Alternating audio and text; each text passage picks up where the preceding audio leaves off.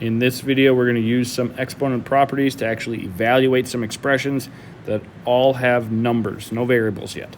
So in number one here, there's more than one way to do most of these, but I have 3 to the 4th squared. That is a power of a power. This is going to be 3 to the 4 times 2, which is 8. Now, multiplying that out by hand, I could do 3 times 3 times 3 times 3 times 3 times 3 times 3 times 3. That gets kind of messy. So another thing I could have done was 3 to the 4th times 3 to the 4th. That's the exact same thing. And why that might be helpful is 3 to the 4th is a number that we're going to expect you to be able to do without a calculator. And if you're like, I don't remember this, 3 to the 4th is 3 squared times 3 squared. And we should all know 3 squared is 9. So this is 9 times 9 times 9 times 9, which means I could have said this is 81 times 81. Now, 81 times 81 is a number that's not necessarily the easiest thing to do off the top of your head. So you can just multiply this out with a calculator unless told otherwise. But remember, if you need to multiply things out, you can always use the traditional algorithm. 1 times 1 is 1. 1 times 8 is 8. Put a placeholder down here. 8 times 1 is 8. 8 times 8 is 64. Then add to get that number. Okay. Number 2 here, we have 5/8 cubed. If I could simplify the 5/8 fraction, I would. So if it was like 5/10, I would simplify down to 1/2. But this one does not simplify, which is kind of a bummer. But I'm going to end up with 5 cubed over 8 cubed. And I know 5 cubed is 125. 5 times 5 is 25 times 5 is 125. 8 cubed is one that I should also know. It's going to be 512. Okay, 8 times 8 is 64. 64 times 8 is 512. So even if you have to come off to the side and write something down, 8 times 4 is 32. 8 times 6 is 48. Plus 3 is 51. 512. Okay, now we always need to simplify our fractions. But because I couldn't simplify this 5/8, I know when I'm done with my exponent, I don't have to worry about any simplifying there because I don't have any common factors that they used. If I could have simplified at the beginning and I didn't, I would have to simplify at the end. Okay, number 3, this is probably one of the ones that is the easiest to make a mistake on because we have these negatives involved. First thing I'm going to keep track of is knowing that my parentheses are around that -2. That -2 does not change no matter what. But I have this -3 as an exponent. So this is actually like 1 over -2 to the positive third times -2 to the 9th. Well, that's like -2 to the 9th over 1. So this is -2 to the 9th over -2 cubed. Since these have the exact same base, this is -2 to the 9 minus 3, which is -2 to the 6th. If I remember exponent properties, anything to an even power is going to be a positive number.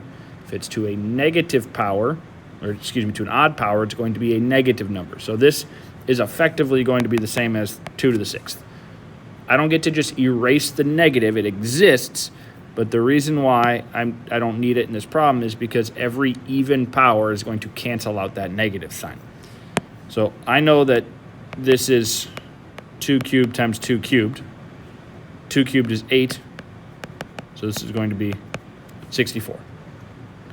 Okay, things that are going to go wrong on this problem, or problems similar to this, is that first step right there. Most often, students remember the negative exponent property by taking and getting rid of the negative when they switch to the bottom. That only applies to the exponent, not to the base. So you got to be careful with that. Okay, number 4 here has got a few different pieces in it. 10 squared to the 4th is 10 to the 2 times 4, which is 10 to the 8th. 10 to the -2nd is 1 over 10 to the 2nd. This is 10 to the 8th over 10 to the 2nd, which is 10 to the 8 minus 2, or 10 to the 6th. Okay, using your property speeds this stuff up because now I only have to do small amounts of multiplication instead of large amounts. Now, the nice thing about base 10, you're just going to count out your zeros. Okay, 10 to the 6th should have 6 zeros. I'll put a comma in there if it makes you feel better. Okay, now number 5 and 6. These are ones that you definitely did not do in Algebra 1, and it's probably been a while since you've worried about mixed numbers. If you're unaware, mixed numbers are my least favorite numbers to ever have to work with because in terms of math usage, they are abysmal. Fractions are the best. Decimals are a little bit below that because there's a little bit more work with a little less accuracy. But mixed numbers are absolutely terrible.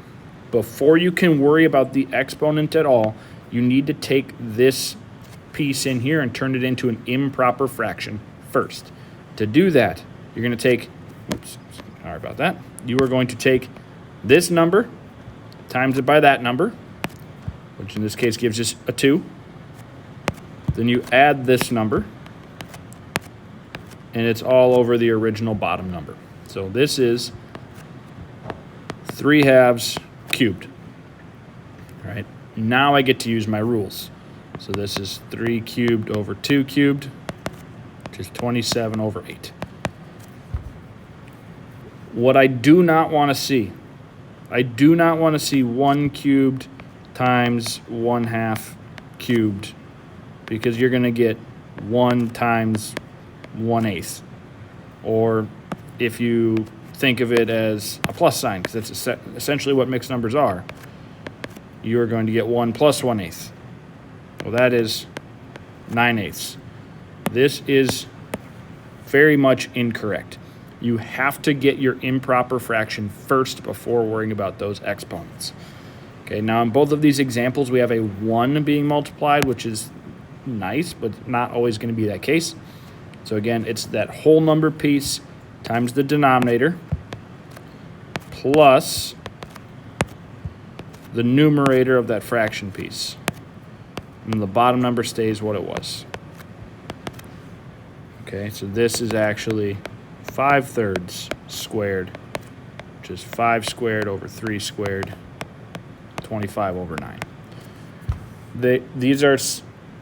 These problems, these last two specifically, utilize exponent properties and fraction rules from way back in middle elementary school when you started learning about mixed numbers. Stuff like that is going to come back, and in this chapter we're going to use other things that you learned in middle school or elementary school and then kind of tailor it to the algebraic concepts that we are working with now, meaning we'll have variables that you didn't have at that time. So it's important that we still remember some of these basic elementary level skills. Have a great day, everybody.